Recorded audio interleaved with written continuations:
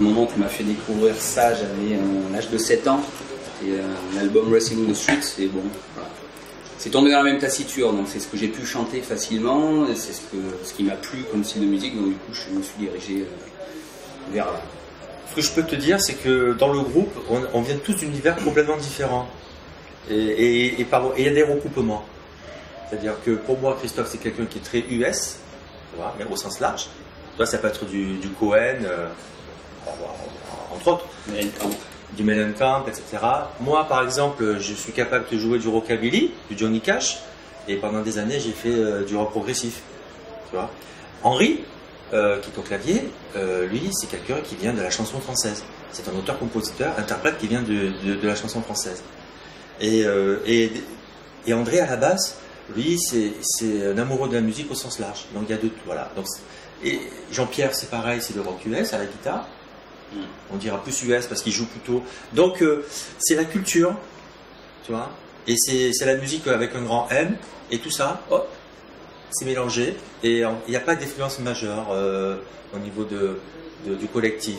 Il n'y a pas de volonté de faire ressortir quelque chose, ne serait-ce la volonté. Oui, c'est le vocal de Christophe qui va donner l'identité à l'ensemble.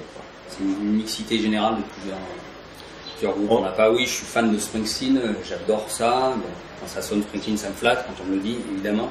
Après, sur l'écriture des compos, c'est pas forcément à dire je colle à ça. On part sur des directions, et puis chacun, des fois, avec sa qualité de jeu, va peut-être donner une couleur différente, c'est ce qui fait peut-être tout ce que tu as ressenti comme influence sur l'album. C'est vrai qu'aujourd'hui, ce qu'on entend sur l'album My Child, c'est quelque chose qu'on a déjà entendu en termes d'esthétique. C'est ça que tu es en train de me dire. Oui, mais je pense qu'il y a des choses qui sont des classiques en termes d'esthétique. Et en fait, le rock et la folk, c'est quelque chose qui est classique. Alors nous, là, on a notre propre, on a notre propre identité, signature. Mais c'est vrai que par rapport à ce que tu dis, elle n'est pas positionnée dans un environnement 2013. C'est vrai, c'est tout à fait juste. Ouais, et on assume. On l'assume. Hein. On a longtemps discuté. Est-ce qu'on fait quelque chose qui est plus actuel, avec un son plus actuel ou plus commercial entre guillemets? On s'est dit autant jouer ce qu'on aime jouer ou ce qu'on aime entendre. Donc on est parti là-dessus. On assume effectivement. Alors après remonter jusqu'aux années 80, je sais pas, j'aurais du mal à dater peut-être, mais effectivement c'est volontaire que c'est pas forcément très moderne. On n'est pas très électro non plus. Peut-être le côté musique qui manque au groupe. À la limite en influence, c'est peut-être le côté électro. On est très acoustique en fait. Nous en tant que dans notre démarche de musicien. Voilà. Il n'y a pas de machine derrière. On a enregistré live. Tu vois, tout ce dont tu parles, je pense que c'est peut-être lié. On peut le rapprocher à une méthodologie au niveau de la production. Nous, on a cherché un studio qui puisse nous accueillir tous ensemble, être en relation avec les yeux, et 1, 2, 3, 4, même pas de métronome, on y va, boum, on joue, dans des conditions de live. Captation live. Captation live. Pour garder l'essence et l'énergie. Voilà, et l'authenticité.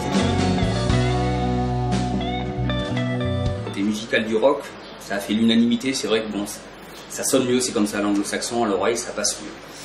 On a des compos en français aussi. Pour les textes, évidemment, la langue française est bien plus riche que l'anglo-saxon. J'écris avec plus de facilité en français qu'en anglais, c'est pas ma langue natale quand même, l'anglais.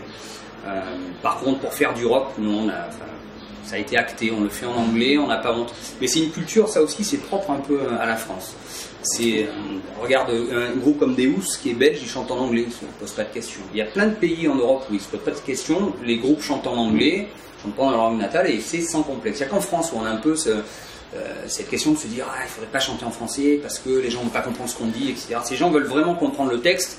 Je j'ai pas un niveau d'anglais exceptionnel, je pense que ça va être facilement compréhensible par beaucoup de monde. Et il disait paroles sur livret, bon, on peut se pencher et écrire de jolis textes en anglais. Mais pour le rock, pour nous, ça a été, je me sentais plus musical surtout. Les Français, t'écoutes une musique qui est avec une langue étrangère, quelle qu'elle soit, hein, espagnol, italien, arabe, etc. Tu vas écouter, mais en fait, comme tu captes pas les mots, tu vas faire le focus sur la mélodie, sur la musique. Et ta perception, elle va être plus sur la musique, sur l'émotion. Tu mets du français, clac, tu vas intellectualiser. Ça, c'est ce que moi je fais. J'écoute un Cabrel, je suis là, un Souchon, je suis là, j'écoute, ou un Jacques Brel, etc. Bon, bref. Du coup, je vais me concentrer parce que c'est quelqu'un qui me parle, qui a un message qui me dit quelque chose.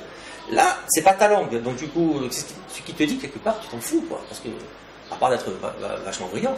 Donc, ça viendra dans un second temps. Si tu t'intéresses au texte et que tu fais la démarche, clac, tu auras le texte. Tu auras, oh, mais qu'est-ce qu'il est en train de me dire là? Mais ce que tu vas recevoir, c'est l'énergie, c'est la musique, c'est le groove, c'est toi. Et c'est ça qui me plaît, en fait. C'est sûr que la scène marseillaise elle est plus axée rap, hein. Je sais pas s'il y a quand même une grosse porte ouverte, c'est la culture, un peu Marseille Sud. Après, en termes d'enregistrement, regarde, on n'est pas monté sur la capitale, on est resté, bon, on n'est pas resté sur le 13, on est monté dans le 84, on était à la Pernay-Fontaine, au studio de la Buissonne. Bonjour Gérard, tu me retrouves. Et on peut faire des bonnes choses. Après, c'est sûr que je pense qu'il faut un peu plus, peut-être une image qui colle comme ça à la capitale. Tu vas nous dire, Fabrice, oui, ce que je peux dire, c'est que l'APACA, c'est énorme en fait en termes d'offres culturelles. Notamment l'été, là, on arrive sur des festivals, c'est énorme, c'est énorme. Donc déjà, APACA, là, on n'a pas à rougir par rapport à la région parisienne. Après, par rapport à l'industrie du disque, c'est moins vrai maintenant qu'il faille passer par Paris, parce qu'en fait, tout est on est en pleine mutation par rapport aux nouvelles technologies, donc les maisons de disques, le métier change, tous les fondamentaux ont disparu, donc je pense que tu peux, en restant sur Marseille, faire ton trou, faire ton chemin. Tu es obligé peut-être de rencontrer des gens qui sont sur Paris, mais avec Internet aujourd'hui, tu es mondialement connu, si tu fais des choses comme il faut, tu as la chance d'avoir un buzz autour de ton projet, donc c'est pas une étape essentielle Paris aujourd'hui. Au contraire, les musiciens ils reprennent la main, ils reprennent la liberté sur le développement de leur projet, quoi. Alors là, je suis convaincu. Et après, la scène locale, elle est super. Marseille a toujours été un vivier, quoi. Dans toutes les esthétiques musicales, dans le théâtre, dans la sculpture, dans la peinture, c'est énorme Marseille. C'est vrai qu'aujourd'hui, toute l'image de Marseille, il y a le focus sur l'image de Marseille niveau musique, il y a le focus est fait sur le rap. Mais j'ai envie de dire aussi, c'est légitime, parce qu'à un moment donné, il y a eu un groupe qui a fait qu'on a parlé de Marseille, et que les médias parisiens et que les majors se sont intéressés aux Marseillais. Sinon, ils ont toujours été regardés par-dessus l'épaule. Donc on peut dire merci à IAM, à Massilia Sound System, des groupes comme ça, qui ont ouvert la voie. Voilà, de la relation entre les majors parisiennes et les groupes marseillais. On est dans une démarche professionnelle, c'est-à-dire que toutes les étapes, elles ont été calibrées pour arriver à un produit final. On appelle produit, hein, je le dis, parce que c'est un produit qui est sur le marché, et du coup, voilà, tout a été fait comme un label. Comme un label, on a notre propre structure pour gérer tout ça.